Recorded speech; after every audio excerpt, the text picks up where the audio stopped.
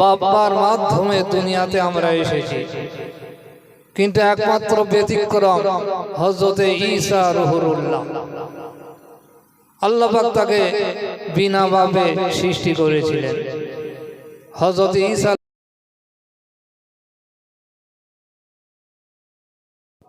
মানুষের মৃত মানুষের খুলি, তাই ঈসা আলাইহিস সালামের তো আল্লাহ পাক মুজিজা দিয়েছিল। মৃত ঈসা আলাইহিস সালাম মরার মাথায় লাঠিখানা চুবিয়ে বললেন, কুম বিইজনিল্লাহ, কে আল্লাহর বান্দা, আল্লাহর হুকুমে তুমি জীবিত হয়ে যাও। বলার সঙ্গে সঙ্গে ওই মরার মাথা জীবন্ত মানুষে পরিণত হলো। জোরে বলেন সুবহানাল্লাহ। ঈসা রুহুল্লাহ বললেন, কি তোমার নাম, কি তোমার পরিচয়? তুমি ছেলে ছিলে না মেয়ে ছিলে? তুমি রাজা ছিলে না সাধারণ মানুষ ছিলে? খুলি মরার মাথা জবাব দিল, আমি সাধারণ মানুষ নয়, আমি একজন রাজা ছিলাম। তুমি পেটে ছিলে না লম্বা ছিলে? আমি লম্বা ছিলাম।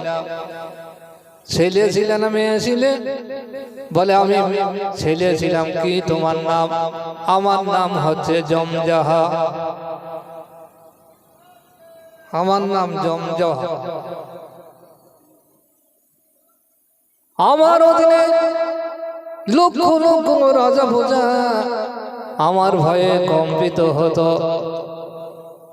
আমি প্রত্যেক দিন 1000 মানুষকে খাওয়াতাম, 1000 মানুষকে আমি অন্ন বস্ত্র তুলে দিতাম। এত সত্ত্বেও আমি এক আল্লাহকে মানি নাই। হঠাৎ করে আমার মৃত্যু যন্ত্রণা আমার এসে হাজির হয়ে গেল। মৃত্যু যন্ত্রণা যখন হাজির হয়ে গেল, এত যন্ত্রণা কোনোদিন আমি সহ্য করি না। আনন্দে বিভোর ছিলাম, কোনো অভাব অভিযোগ আমার গ্রেফতার করতে পারিনি। মৃত্যুর পরে কবরে যখন প্রশ্ন করা হলো, মান রব্বুকা অমান দিনুকা ওয়ান নাবিয়ুকা, অমান নাবিয়ুকা, আরবিতে প্রশ্ন করলো, মান রব্বুকা, রব কি চিনি না, অমান দিনুকা, দিন কি জানি না, অমান নাবিয়ুকা, নবীকে আমি মানি না। হঠাৎ করে বিকট একটা মাথায় মুগুরের বাড়ি মারলো, 70 হাত আমি মাটির তলায় চলে গেলাম।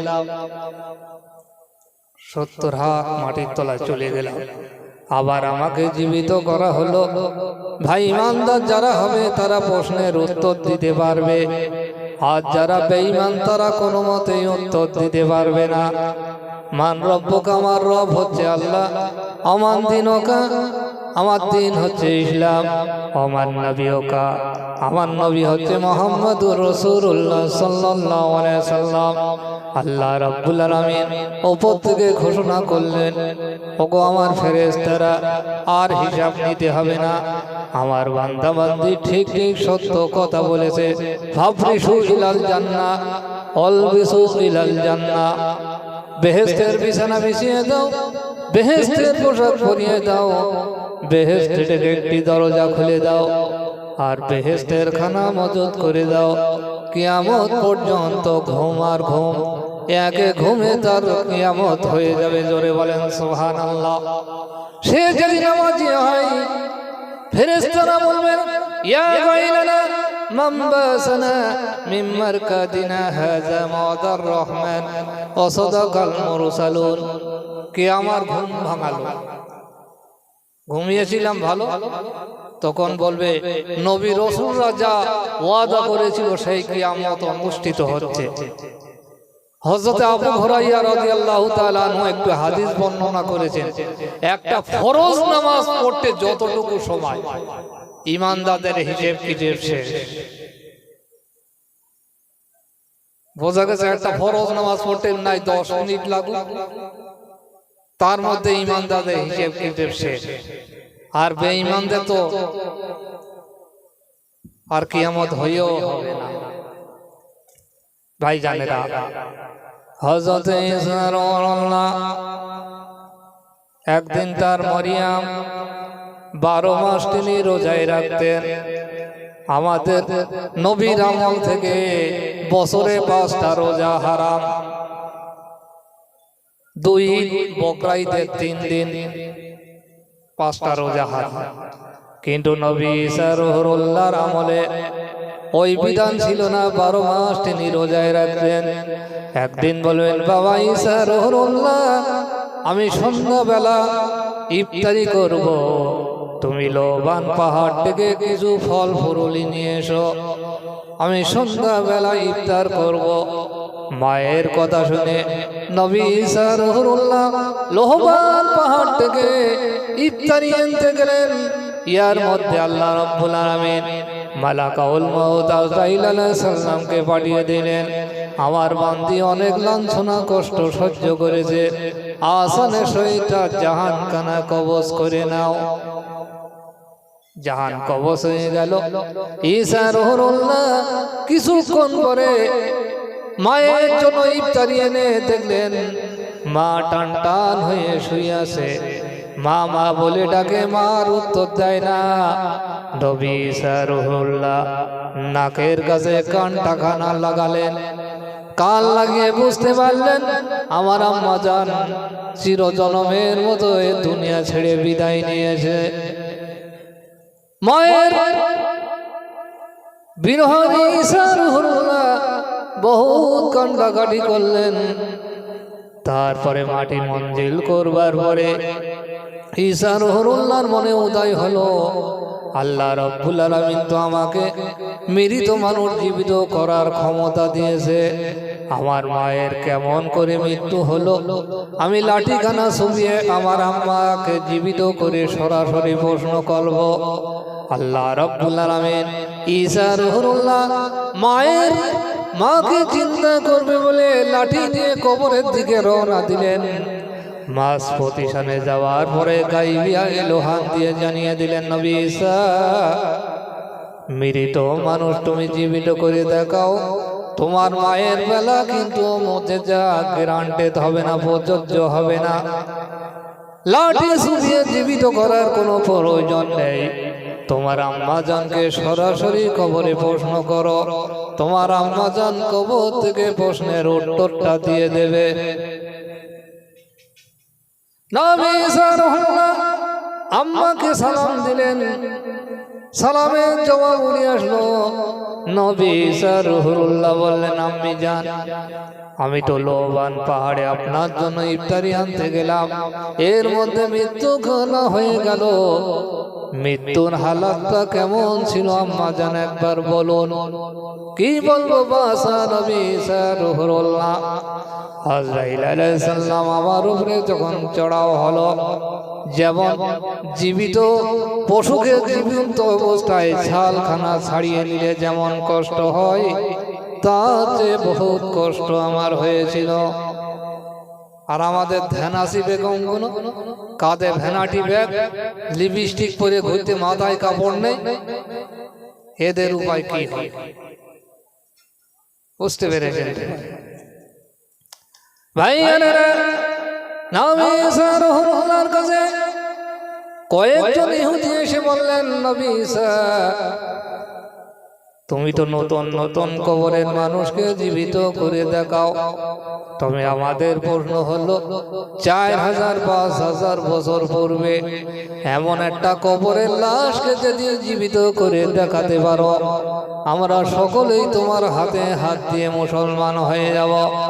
নবী ঈসা রুহুল্লাহ বললেন, চলো তোমাদের কোথায় পুরাতন কবর? নবী ঈসা রুহুল্লাহকে বললেন, কবর খোলায় নিয়ে গেলেন। বলে, এই হচ্ছে সবচেয়ে পুরাতন কবর, এখানে 4000-5000 পূর্বের মানুষদেরকে মাটি দেওয়া হতো। নবী ঈসা রুহুল্লাহ একটি কবরে লাঠি কানা শোয়ালেন আর বললেন কুম বিইজনিল্লাহ, কি আসো আল্লাহর বান্দা, আল্লাহর হুকুমে তুমি উঠে যাও। বলার সঙ্গে সঙ্গে কবর ফাঁক হয়ে বললেন আসসালামু আলাইকুম। নবী ঈসা রুহুল্লাহ, চাচা যান আপনি ভালো আছেন? নবী ঈসা রুহুল্লাহ সালামের জবাব দিয়ে খুব আশ্চর্য হয়ে গেল। আমাকে চাচা বলে কারণটা কি?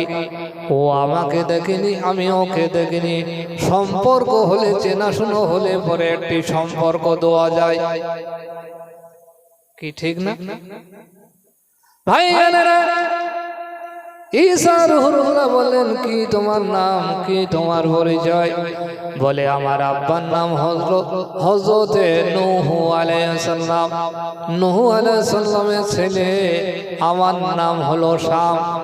নূহ আলাইহিস সালাম সম্পর্কে আপনার ভাই, আর আমি তার ছেলে, আমি আপনার ভাইপো হব, আপনি আমার চাচা জান হবেন।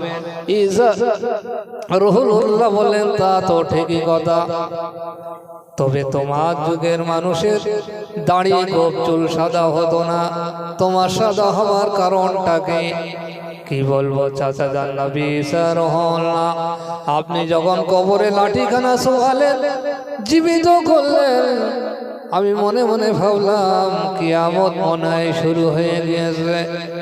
কিয়ামতের ময়দানে কি জবাব দেব, আল্লাহ পাক কি প্রশ্ন করবে, এই চিন্তা ভাবনা করতে করতে মুহূর্তের মধ্যে আমার কালো চুলগুলো সাদাই পরিণত হয়ে গিয়েছে।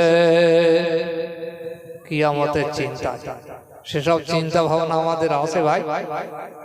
দুনিয়ার পিছনে ছুটছি ভাই, জানেন? নবী ঈসা রুহুল্লাহ বললেন, কত হাজার পূর্বে তোমার মাটি মঞ্জুর করা হয়েছিল? বলে আজ থেকে 4000 বছর পূর্বে আমার মাটি মঞ্জুর করা হয়েছিল। ও গো শাম, একবার বলো মৃত্যুর হালাতটা তোমার কেমন ছিল? কি বলবো চাচা যান? নবী ঈসা রুহুল্লাহ, আজরাইল আলাইহিস সালাম আমার উপরে যখন চড়া হলো, জাহান কবজ করতে গেলেন, আমার শরীর থেকে এত ঘাম বেরিয়ে গিয়েছিল। আজকে 4000 বছর পূর্বে আমার মাটি হয়েছে বটে, সে কষ্টের ঘাম এখন আমার পিঠের মধ্যে রয়ে গিয়েছে। ভাই জানি না, আমরা মনে মনে ভাবি মানুষ মাটি দিলি চাইরামা আর 41 দিনের খানা করলি মনে হয় শেষ, আর কিছু করার দরকার নেই। ভাই দেহ পচে যাবে, খসে যাবে, কিন্তু রুহুর মৃত্যু হয় না। রুহু মূলত দুটি জায়গায় থাকে। ইমানদারদের রুহু হচ্ছে মাকামে ইল্লিন, আর বেঈমান কাফেরদের রুহু হচ্ছে মাকামে সিজ্জিন, জাহান্নামের একটা অংশ। আর মাকামে ইল্লিন হচ্ছে শান্তির জায়গা, বেহেশতের একটা অংশ। ভাই জানেরা, আমার ভাই জানেরা, নবী ঈসা রুহুল্লাহর কাছে একজন শিষ্য এসেছে তালবেলে, বলে হুজুর আপনার সাথে আমি কিছুদিন থাকবো। নবী ঈসা রুহুল্লাহ বললেন, তুমি তো দুনিয়াদার মানুষ, তোমার লোভ খুব, তুমি আমার সাথে থাকতে পারবে না। নবী ঈসা রুহুল্লাহ জবাবে দুনিয়াদার মানুষটা বললেন, কে বলেছে হুজুর, আমাকে একবার রেখে দেখেন। নবী ঈসা রুহুল্লাহ বলে, চলো বাবা। মাটি হাঁটা শুরু করে দিলেন, এক জায়গায় বসলেন, বসে একটু বিশ্রাম করবে বলে নিয়ত করলেন। একটা গাছতলা পেলেন, গাছের গায়ে লাঠি খানা হেলান দেওয়া। নবী ঈসা রুহুল্লাহ গাছের গায়ে মাথা খানা ঠেকালেন, ফির ফির করে হাওয়া হচ্ছে। ঈসা রুহুল্লাহর একটু তন্তার মতো এসেছে, ওই ফাঁকে তাল পেলেন লাঠি চুরি করে, লাঠি চুরি করে পালিয়ে গেছে। ওর একটাই উদ্দেশ্য হলো হুজুরের লাঠি চুরি করা। কেন? হুজুর মৃত মানুষ, কবরে লাঠি ছুঁড়ে জিন্দা করে, চোখে অন্ধের দৃষ্টিশক্তি ফিরিয়ে দেয়, কুষ্ঠ রোগ, ঘাপাসা লাঠি ছোঁয়াইলে রোগ ভালো হয়ে যায়। কাদার পাখি তৈরি করবে, ফুক দিলে জীবন্ত উড়ে যায়। আমি যদি বাগযোগ করে হুজুরের লাঠি চুরি করতে পারি, প্রচুর টাকার মালিক হয়ে যাই। এই চিন্তা ভাবনা করে লাঠি চুরি করে হাওয়া। গ্রামে গিয়ে বলছে, ভাই আমার মতো ডাক্তার আর পৃথিবীতে নাই, এই যে লাঠি দেখছো এক লাঠিতে মানে রোগ খতম, এসোছো বাবা। আমার একটা মেয়ে খুব অসুস্থ, ডাক্তার কবিরাজ করে সব টাকা পয়সা শেষ হয়ে গেছে, দেখো তুমি পারো কি না। বলে কোনো চিন্তা নাই। বলে মেয়ে কোথায়? বলে মেয়ে ঘরে টান টান হয়ে শুয়ে আছে, বিভিন্ন ওষুধপালা খাইয়ে রিয়াকশন হয়ে গেছে, অবস্থা খারাপ। নবী সাল্লাল্লাহ যেমন লাঠি চুবিয়ে বলে কোন বিজনিল্লাহ, ওই দুনিয়াদার মানুষ মেয়ের গায়ে লাঠি চুবিয়েছে, মেয়ে উঠে বল লাঠি লটন চড়ন। ভাই নবীর লাঠি আর নৌকো সকো কাজ করে? ভাইয়ানেরা, এক ঘা দু ঘা মারতে মারতে অসুস্থ শরীর মেয়ে মারা গিয়েছে। গ্রামের লোক খেকবে গিয়েছে, গাছের গায়ে বাত, লোকজন খবর দে তারপর ব্যবস্থা হবে। এমন সময় ঈসা রুহুল্লাহর ঘুমখানা ভেঙে গেছে। ঘুম ভেঙে দেখে তাল বেলে ও হাওয়া, লাঠি ও হাওয়া, কেউ নেই। ঈসা রুহুল্লাহ আস্তে আস্তে গ্রামে গিয়ে দেখে গাছের গায়ে পিস মোড়া করে বাঁধা আছে। কি ব্যাপার, লাঠি কোথায় বাবা? বলে হুজুর লাঠি চুরি করে নিয়ে এসেছিলাম। আপনি যেমন করে অসুস্থ মানুষ সুস্থ করেন, আমি ওইরূপ ঘা একটু বেশি পড়েছে আর মারা গিয়েছে, লাঠি ওরা কেড়ে নিয়েছে। ঈসা রুহুল্লাহ দুনিয়াদার মানুষের কথাবার্তা হচ্ছে, এমন সময় মানুষজন ঘিরে ধরেছে, কি ব্যাপার? ঈসা রুহুল্লাহ বললেন, লাঠি খানা দাও, মেয়ে ইনশাল্লাহ জীবিত হয়ে যাবে। বলে একটু আগে এই লোক বলল মেয়ে তো সুস্থ হয়নি, যদি সুস্থ না হয় দুজনার কাছে বেঁধে মার। ঈসা রুহুল্লাহ বললেন ঠিক আছে। নবী ঈসা রুহুল্লাহ লাঠি খানা নিলেন, মৃত মেয়ের গায়ে যেই না শোভালেন, কুম বিইজনিল্লাহ, কিয়াস আল্লাহর বান্দি, আল্লাহর হুকুমে তুমি বসে যাও। বলার সঙ্গে সঙ্গে মৃত মেয়ে ধড়ফড় করে ঠেলে উঠল, জোরে বলেন সুবহানাল্লাহ। এটা হচ্ছে আল্লাহর দান। ও দান সবাইকে দেয় না ভাই। যদি সবাই রোগ ভালো করে পারত, তালিয়া ওই ডাক্তার কবিরাজ হতো।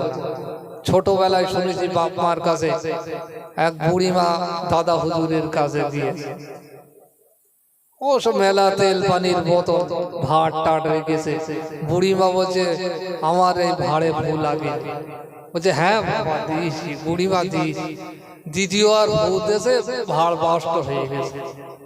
বুঝতে পেরেছেন ভাই?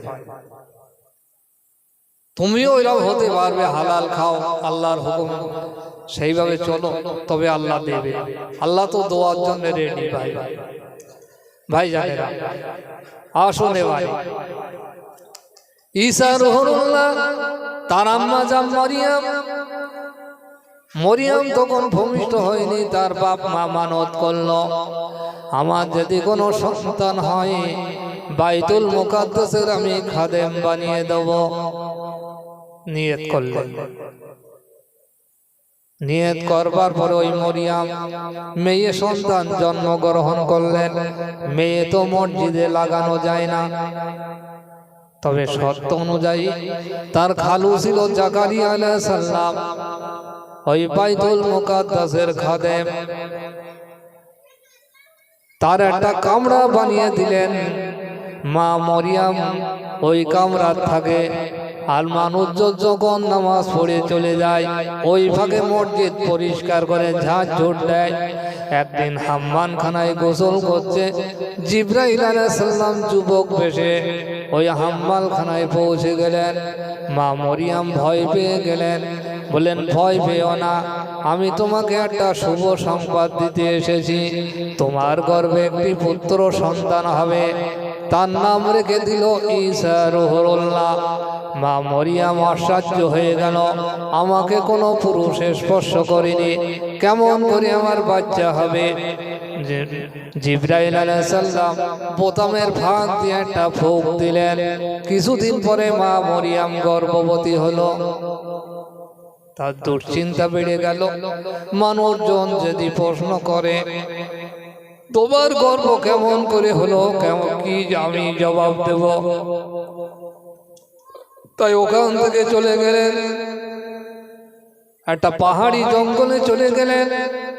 মানুষজন বুঝতে পারলেন, ও মরিয়াম তুমি তো চরিত্রহীন মহিলা ছিলে না, বলো কেমন করে তোমার গর্ভে বাচ্চা আসলো? এই বাচ্চার বাপকে পরিচয়টা দাও। মা মরিয়াম লজ্জা ভীতু হয়ে তিনি জঙ্গলে চলে গেলেন। জঙ্গলে ঝর্ণা আর খোরমা খেজুর গাছ, খোরমা ওই খেয়ে পানি তিনি জীবন ধারণ করতে লাগলেন। কিছুদিন পরে মা মরিয়ামের একটা বাচ্চা হলো সত্য অনুযায়ী, ওই নাম হলো ঈসা রুহুল্লাহ। কিছুদিন পরে জিবরাইল আলাইহিস সালাম বললেন, যাও, এই জঙ্গলে আর থাকা লাগবে না, লোকালয়ে তুমি চলে যাও। মা মরিয়াম বলল, আমাকে যদি প্রশ্ন করে এর বাপকে আমি কি জবাব দেব? বলে, তোমাকে কিছু বলা লাগবে না, ওই বাচ্চা সব প্রশ্নের জবাব দেবে। তুমি শুধু বলবো ইন্নী সাকিম, আমি বেশি কিছু কথা বলবো না, রোজায় আছি, যা জিজ্ঞাসা করো আমার বাচ্চাকে জিজ্ঞাসা করো।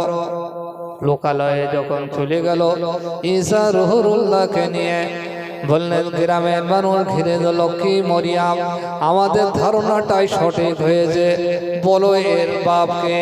বলে, এর বাপ আমাকে কিছু প্রশ্ন করো না, আমার বাচ্চাকে প্রশ্ন করো, আমার বাচ্চা প্রশ্নের জবাবটা দিয়ে দেবে। বলে, ও হেলনায় দোল খায়, ও কেমন করে কথা বলবে?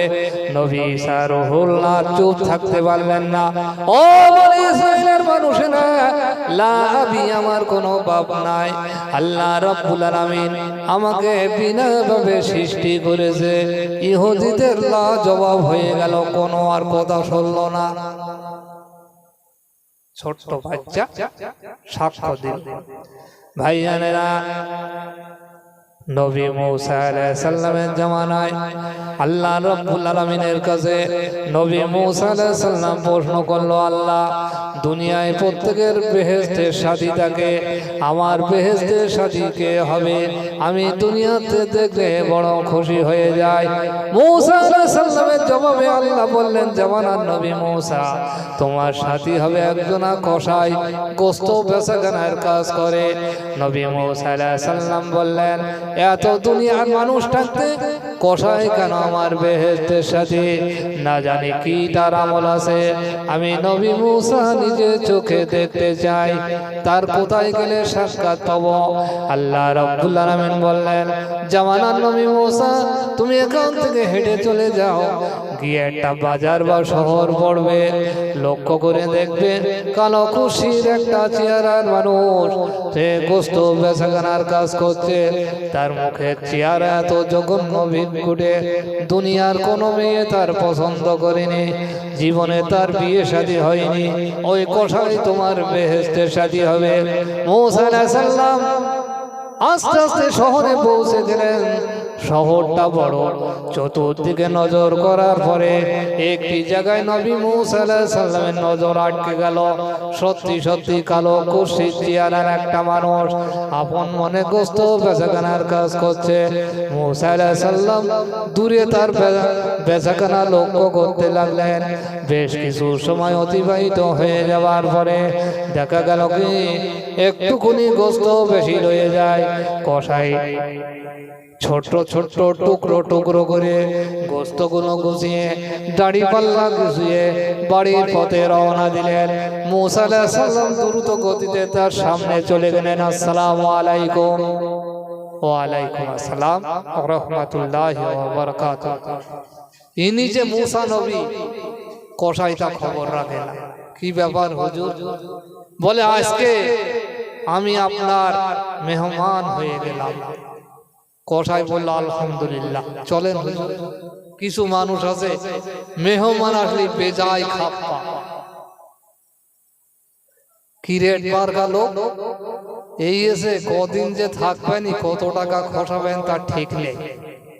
আর কিছু মানুষ আছে মেহমান বলে এত সন্তুষ্ট হয়ে যায় মোটে বাড়ি যেতে দেয় না, কি খেলে কোথায় থাকতে দিলে কে সন্তুষ্ট হয় চেষ্টা করে, না ভাই বাড়ি যাওয়া হবে না, না ভাই আমার বাড়ি কাজ আছে। কসাই আগে আগে যায়, মূসা আলাইহিস সালাম পিছু পিছু যায়। বেশ কিছু দূর যাওয়ার পরে কসাই একটা বাড়ি চলে গেল, মূসা আলাইহিস সালামকে সামনে দাঁড় করে দিলেন। হুজুর একটুকুনি দাঁড়ান, হুজুর মানুষের হট করে তো ঘরের মধ্যে ঢোকানো যায় না, যায় ঘরের পরিবেশটাকে দেখার দরকার আছে। ওই কসাই সুন্দর করে বসার জায়গা করে দিলেন, হুজুরকে ডেকে সঙ্গে নিয়ে গেলেন, একটি ঘরে বসিয়ে দিলেন। কসাই এইবার চলে যায়, কয়েক ঘন্টা হয়ে যায়, কসাই ঘরের থেকে আর মোটে বাইরে আসে না, মোটে আর দেখা সাক্ষাৎ করে না। মূসা আলাইহিস সালাম জালালি মেজাজের নবী, পৃথিবীতে যত নবী এসেছিল মূসা আলাইহিস সালামের রাগ বেশি ছিল। ছোট্টবেলায় ফেরাউনের দরবারে আগুন খেয়ে তারা আলজিবটা পড়ে গিয়েছিল, কথাটা বাদো বাদো হলো, স্পষ্ট বলতে পারতেন না। আমি মেহমান মানুষ, খাওয়া দাওয়া তো দূরের কথা, দুটো চারটে ভালো মন্দ কথা। কসাই ঘরের মধ্যে গেল, ঘরের থেকে আর কেন বাইরে আসে না, যত দেরি হয় রাত তত বেড়ে যায়। বেশ অনেকক্ষণ অতিবাহিত হয়ে যাওয়ার পরে কসাই পাত্র খাঞ্চায় করে খানিকটা খানা নিয়ে ঢেকে মূসা আলাইহিস সালামের সামনে হাজির হয়ে গেলেন। হুজুর খেয়ে নেন, কিছু মনে করবেন না, মেহেরবানি করে আল্লাহর রাস্তে খেয়ে নেন। মূসা আলাইহিস সালাম বললেন, বাবা কসাই, খাওয়া দাওয়া পরের কথা, আমার কয়েকটা কথা আছে। তুমি যে একটি জায়গায় বসে ঘরের মধ্যে চলে গেলে, দীর্ঘক্ষণ হয়ে গেল কথা না বার্তা না, কি করছিলে বাবা, এত দেরির কারণ কি? বলে হুজুর আমার মুখের চেহারা জঘন্য বিদঘুটে বলে দুনিয়ার কোনো মেয়ে আমার পছন্দ করেনি, আমার বিয়ে শাদী হয়নি, ঘরের মধ্যে আমার জয়ী বাম্মা রয়েছে, মাজা কুজো হয়ে গিয়েছে, সে মোটে নড়তে চড়তে পারে না। আমি কসাই রোজ বেচাকেনার কাজ করে আমার আম্মার পেশাব পায়খানা পরিষ্কার করে দিয়ে নিজে হাতে গোসল করে নিজে হাতে রান্না বাড়া করে আমার আম্মাকে না খাইয়ে খাই না হুজুর, এই জন্য আমার দেরির কারণ। ঠিক আছে বাবা, তোমার কাজটা ভালো, তবে ঘরের মধ্যে থেকে একটি চিচি করে আওয়াজ আসছিল। আমার যতদূর ধারণা তোমার আম্মা জানের গলা বড্ড বুড়ি হয়ে গেছে, বেশি জোরে কথা বলতে পারে না। বলে হুজুর আপনি ঠিকই ধরেছেন। ও বাবা কসাই, তোমার আম্মা জান কি বলছিল? বলে হুজুর আজকে দুপুরে খানা খাওয়ার পরে আমার আম্মা জান আমার জন্য দোয়া করলেন। আলহামদুলিল্লাহ, নারায়ে তাকবীর। আমার বন্ধুবার হাফেজ হাবিবুর রহমান সাহেব হুজুর এসে গেছেন, তিনি কয়েক মিনিটের মধ্যে স্টেজে উঠবেন, চিন্তার কোনো কারণ নাই। ও বাবা কসাই, তোমার আম্মা জান কি বলছিল? বলে হুজুর আজকের দোকানে খানা খাওয়ার পরে আমার আম্মা জান আমার জন্য দোয়া করেন, আল্লাহ আমার ছেলের মুখে চেহারা জঘন্য বিদঘুটে বলে দুনিয়ার কোনো মেয়ে পছন্দ করেনি, জীবনে বিয়ে শাদী হয়নি, আমার ছেলের দুনিয়ার সুখ হলো না, আল্লাহ দুনিয়ার সুখ বা নাই বা হোক, আমার ছেলে আমার প্রতি যা ব্যবহার করেছে আমার কলিজা খানা ঠান্ডা হয়ে গেছে। আমি তার আম্মা জান দোয়া করি, আল্লাহ এই জামানার নবী মূসা আলাইহিস সালাম যে বেহেশতে থাকবে, ওই বেহেশতে আমার ছেলেকে আপনি দান করবেন। মূসা আলাইহিস সালামের সাথে যেন আমার ছেলের বেহেশতে হয়। আমার আম্মা জান এই দোয়া করেছিল। মূসা আলাইহিস সালাম নিজের পরিচয় দিলেন, ও বাবা কসাই, তোমার আম্মা জান যে নবীর জন্য দোয়া করেছিল, সেই জামানার নবী মূসা আজকে তোমার বাড়িতে আমি মেহমান হয়ে হাজির। সত্যি সত্যি কাল কিয়ামতের ময়দানে তুমি আমার বেহেশতের সাথী হয়ে যাবে। তোমার আমলটা আমি দেখতে এসেছিলাম, কোন কাজে তোমার প্রতি আল্লাহ সন্তুষ্ট হয়ে আমার সাথে তোমার বেহেশতে স্থান দিল, তাই আমি দেখতে এসেছিলাম। সত্যি বাবা, কাল কিয়ামতের ময়দানে তুমি আমার বেহেশতের সাথী হয়ে যাবে ভাই। যাই হোক, যতটুকু বললাম ভুল ত্রুটি মার্জনীয়। এখন আমার বন্ধুবর জনাব হাফেজ হাবিবুর রহমান সাহেব, খোলাবতা জুম্মার ইমাম এবং তারাবির হুজুর। যাই হোক, আপনারা যারা আশেপাশে আছেন মাহফিলে এসে বসে যান। দরুদ শরীফ আল্লাহুম্মা সাল্লি আলা